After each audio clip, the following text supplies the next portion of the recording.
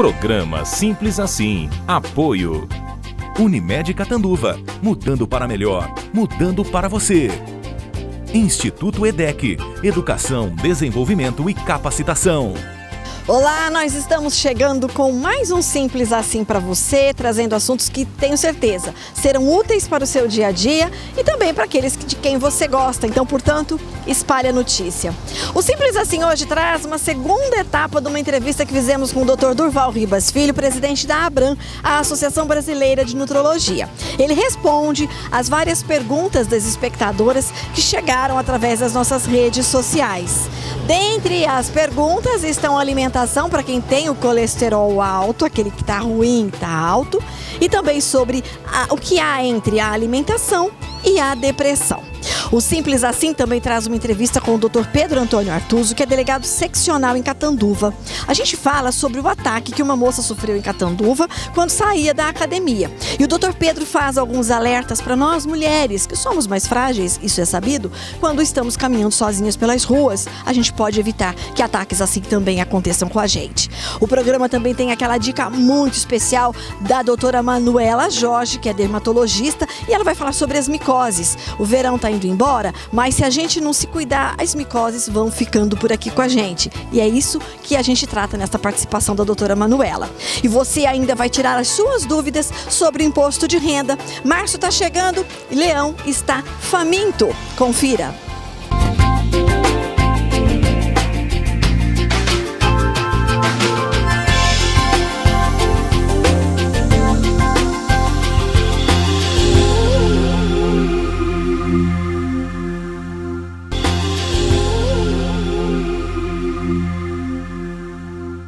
Os alimentos interferem no nosso estado emocional? Tem algum tipo de alimento que pode evitar ou pode desencadear a depressão? Este é o assunto que nós trazemos para o Dr. Durval Ribas Filho, que é nutrólogo, presidente da ABRAM, Associação Brasileira de Nutrologia. Recebe o Simples Assim. Mais uma vez, obrigada, sempre um grande prazer. Eu que agradeço e estarei sempre à disposição para a gente ficar conversando sobre esses assuntos de nutrição, de nutrologia, que cada vez mais a gente observa que as pessoas estão muito interessadas, não é mesmo? Muito mesmo. Tanto que quando a gente disse que traria perguntas ao Dr. Durval, tem vários aqui que versam sobre essa questão proposta, que é da alimentação e da depressão, mas outros que desviam um bocadinho. Vamos responder? Vamos tentar. Então vamos lá. A Patrícia quer saber se antidepressivo ajuda a conter a compulsão alimentar. Sim. A compulsão alimentar tem muito a ver com os chamados nutroneurotransmissores. Um deles, talvez o mais estudado, é a serotonina e um outro menos, mas também é a dopamina. Então, esses neurotransmissores, eles estão diretamente vinculados aos nutrientes. Então, hoje se sabe, por exemplo, que os carboidratos, eles estão muito diretamente ligados à serotonina. Assim como também, no caso das gorduras, estão muito direcionados para a dopamina. Então, a falta de serotonina ou de dopamina vai acarretar certamente um estado depressivo ou um estado de desprazer, desagradável.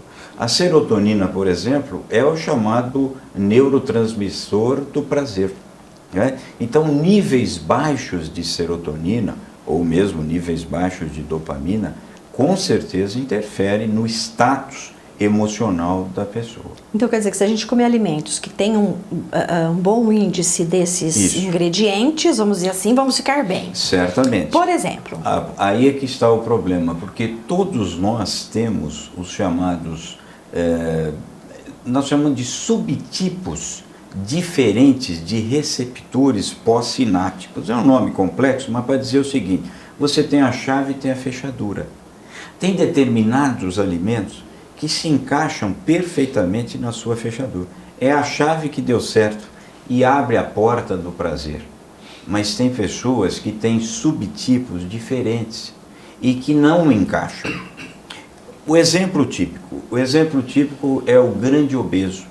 Os trabalhos mostram que o grande obeso, ele tem os chamados receptores D2, que é dopaminérgicos 2, em quantidade menor.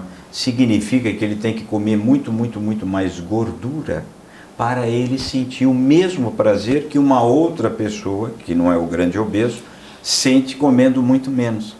Então veja que os alimentos, eles estão diretamente relacionados com o prazer, mas infelizmente é uma coisa genética, individualizada. Nem sempre aquilo que faz bem para mim vai servir para o outro. Exatamente. É muito particular e pessoal. Muito particular. Agora, então, vamos à questão que a Patrícia propôs.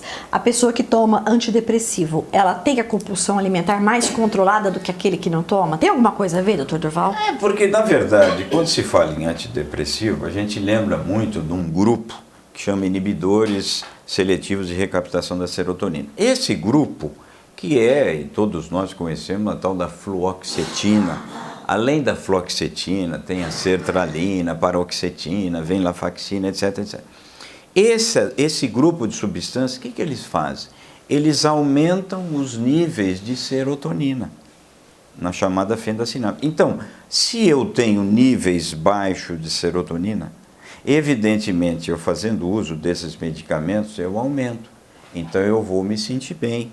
Eu vou me sentir com prazer, que essa é uma das funções da serotonina. Medicação. Mas, obviamente, isso tem que ter uma educação muito específica, né, doutor? Porque cada caso é um caso, né? Veja, existe um número, uma gama muito grande, tem mais de 6 inibidores seletivos de recaptação da serotonina, e que vai se enquadrar de acordo com o perfil do paciente, né? Tem que ser individualizado.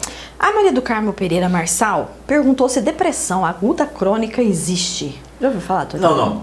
Depressão aguda crônica, não. Se você tem uma depressão crônica, lógico que ela pode ser agudizada. Isso efetivamente pode acontecer. O que é até muito comum, infelizmente. Você é um depressivo crônico. De repente, perda de um ente querido, uma situação de estresse, um choque emocional, é lógico que você tem uma crise agudizada daquela depressão, que você, na verdade, já é portadora cronicamente. A Sueli Donato passou por um problema de saúde, perdeu a mãe, entrou numa depressão, e aí ela descobriu que ela estava 6 meses depois com hipertensão e com diabetes emocional. Tem a ver com tudo isso que ela passou, doutor Durval? O que a gente sempre diz, eu sei que parece um exemplo grosseiro, mas é bom a gente fazer assim. Eu tenho aqui uma arma, e essa arma tem um gatilho e tem uma bala. Se eu apertar o gatilho, a bala sai, né? Se eu não apertar o gatilho, não sai. Então, o diabetes, essa pessoa, ela já tinha geneticamente uma predisposição. De repente, o gatilho que foi acionado pela emoção, pela depressão, pelo choque emocional, pela perda de um ente querido, acionou o gatilho. A bala saiu. A expressão genética do seu diabetes se manifestou, e aí sim ela desenvolveu diabetes. Então, o termo não seria diabetes emocional, é um diabetes tipo 2 ou tipo 1, quer dizer, no caso dela tipo 2, mas que na verdade ela já tinha essa predisposição, cuja genética se manifestou pelo contexto emocional que infelizmente ela passou. Tenho 2 minutos e 3 perguntas. Vamos tentar? Então vamos lá. Anfetaminas estão proibidas? É a pergunta da Leda. Primeiro que não existe anfetaminas para o tratamento da obesidade. São noradrenérgicos, são catecolaminérgicos. Anfetaminas no Brasil nunca existiu no tratamento da obesidade. Femproporex, dietilpropiona e mazindol. Eles só estão proibidos pela Anvisa, mas o Congresso Nacional aprovou o retorno desses medicamentos. A Kelly Buainaim pergunta o seguinte: todo mundo preconiza comer de 3 em 3 horas. E ela ouviu recentemente que agora seria mais interessante comer as 3 refeições, café, almoço e jantar. Se você come café, almoço e jantar, e evidentemente você está ingerindo 1.500 calorias, certamente você vai perder peso.